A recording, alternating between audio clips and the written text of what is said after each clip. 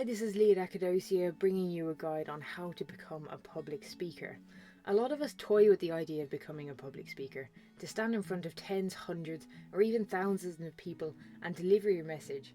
It is both one of the scariest things a person can do and one of the most exhilarating. However, for most of us, this is where the dream stops. We convince ourselves that it's something we'll never be able to do, and we certainly wouldn't be able to make a living from it. Well, with that kind of thinking, you're right.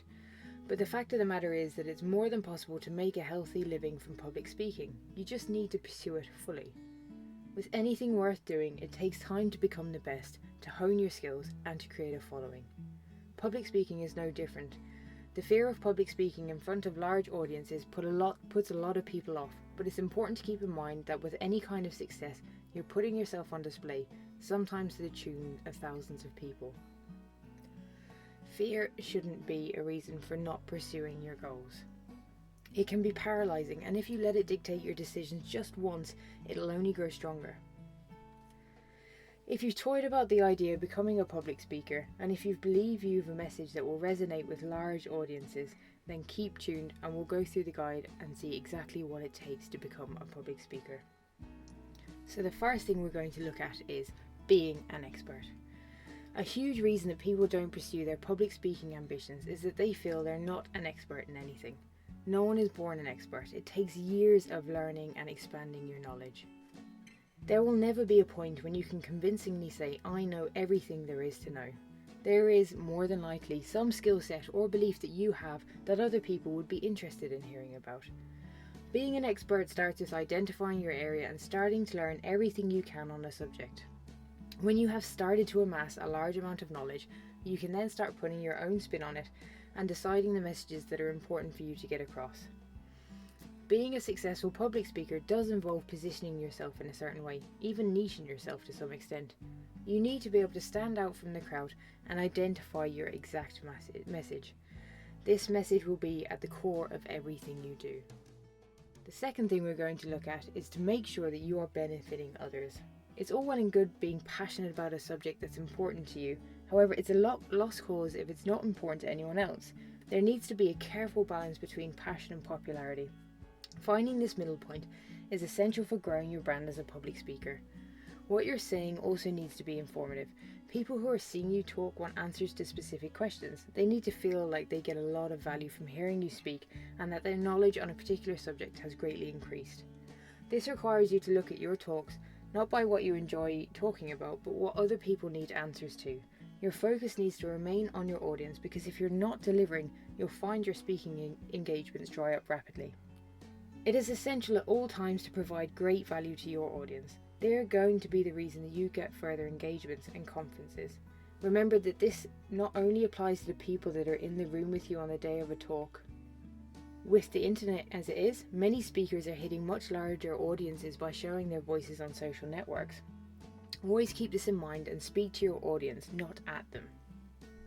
Thirdly, we'll look at starting small with your network and then growing. As with any new venture, you cannot spread yourself too thin at the beginning. Concentrate on local events and audiences. Start with small websites and grow. As your early stages are a chance to gauge your audience's reactions to your material, it's beneficial to use these smaller scale engagements to make sure your message is hitting home and being well received. Be clever about the talks you do. Speak with local bloggers. See if you can get on a few podcasts even. Look at local radio as well as local events and conferences. You should be doing everything at this stage to finalise your brand and message. It is only after you've that cemented that you should be looking at expanding your network. Fourthly, we'll look at delivering talks for free initially. It's all well and good thinking about the big bucks at the end, but any successful entrepreneur will tell you that a huge amount of time and effort is put in for free at the beginning. Think of this as laying down the foundations of your success. Take any engagement, free or not. It is a real live testing opportunity and a chance to build your reputation. This also helps you to build your confidence and develop your style. You will never learn better than by doing, and by watching yourself back you'll be able to focus on growing as a speaker. No one is going to hit it out of the park on their first attempt. There will always be room for you to grow, but these initial stages will see rapid changes and improvements in your speaking skills. Set yourself a number of engagements you want to be involved in, say 100.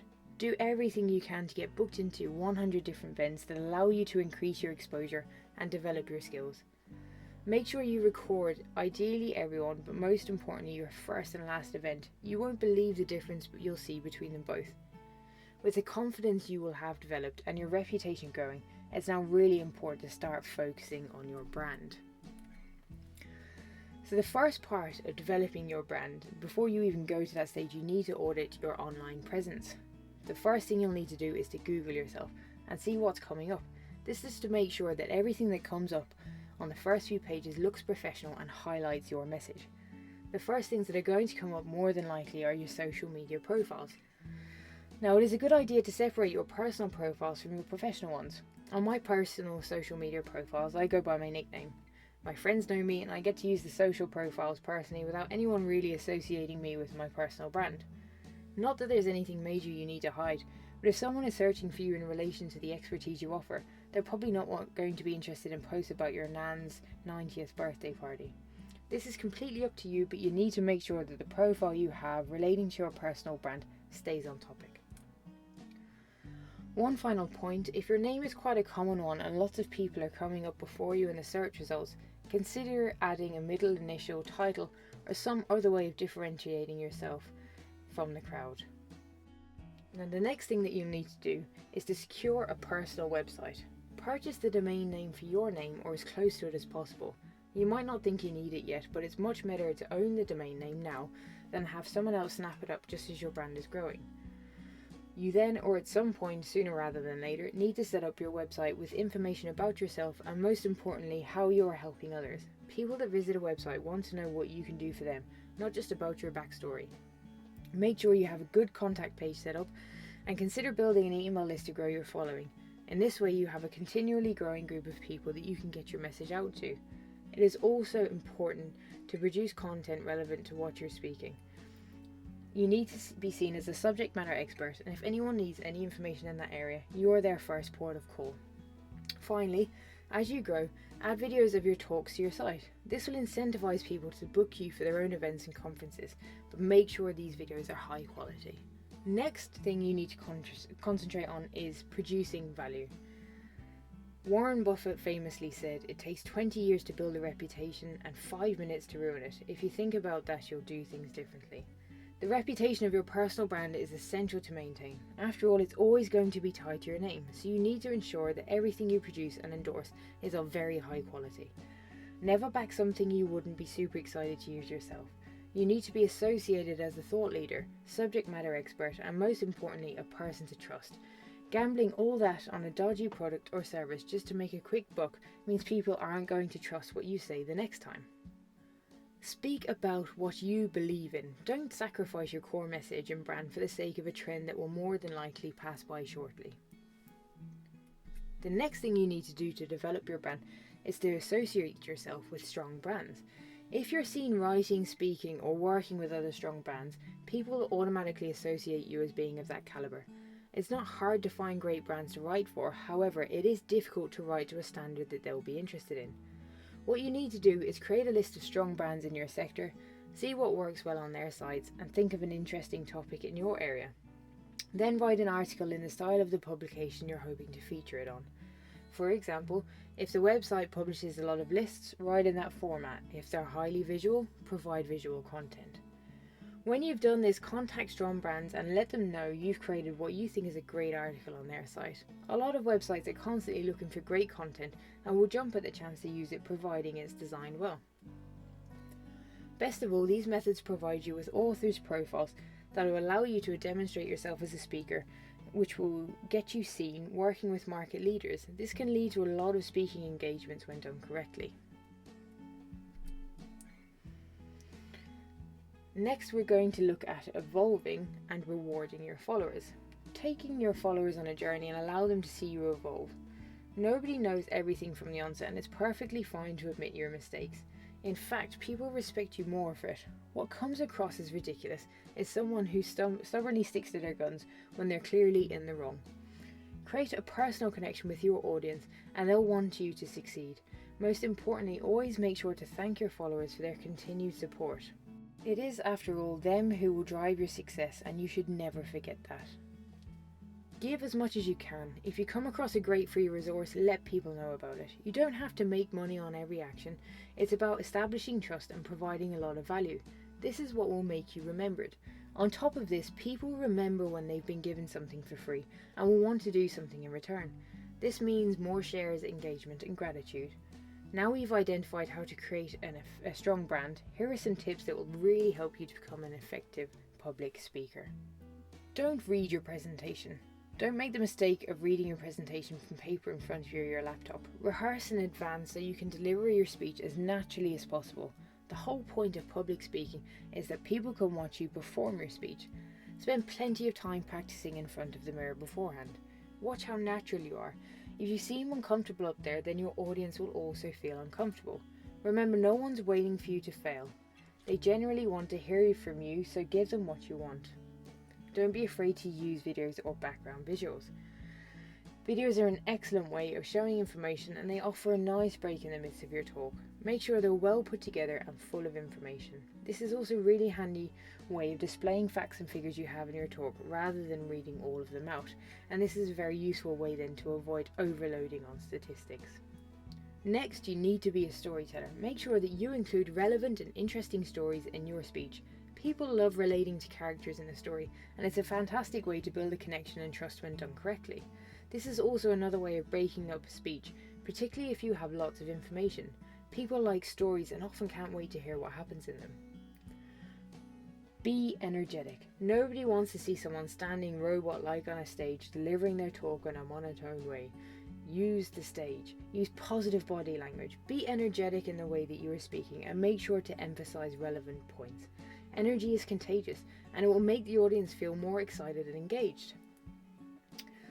Don't overload on statistics. One of the quickest ways you can lose interest is by overloading your audience with facts and figures. If you're speaking on a topic where this is necessary, then try to deliver them using visual aids as mentioned previously. Your audience will take down the ones that jump out the most, but if you're saying all of them in your talk, chances are you'll have an audience whose eyes will glaze over. Be yourself. Now, this is pretty obvious, right? You would think so. However, all too often I see someone giving a talk copying or mimicking someone else. Little things are okay, but you can't force yourself to be someone else, and the audience will be quick to pick up on that as well. Remember, it's all about being as natural as possible up there, and the best way to do that is by being you.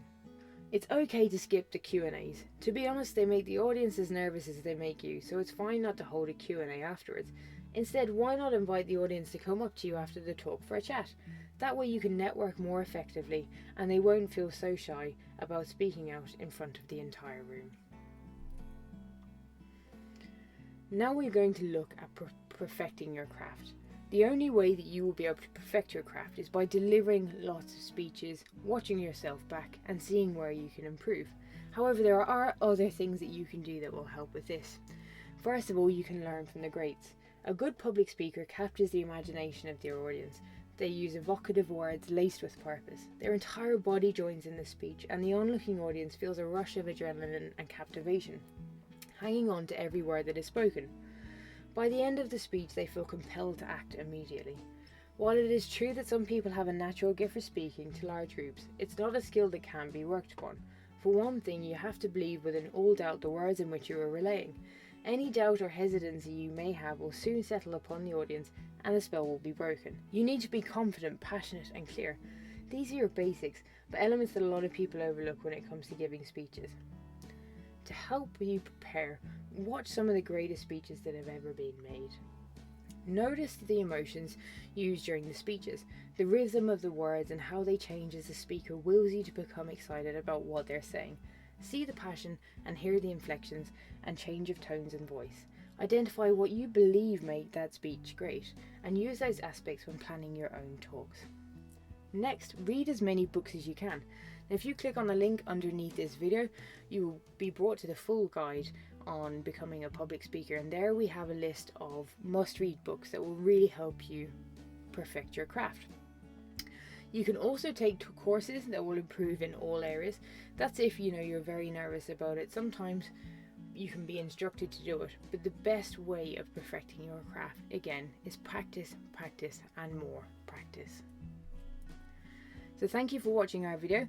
As we mentioned before, the full guide is available in the link below, so click on that and subscribe to us if you want to see more educational videos on business, careers and education. Again, I'm Lee from Acadosia. Thank you for watching.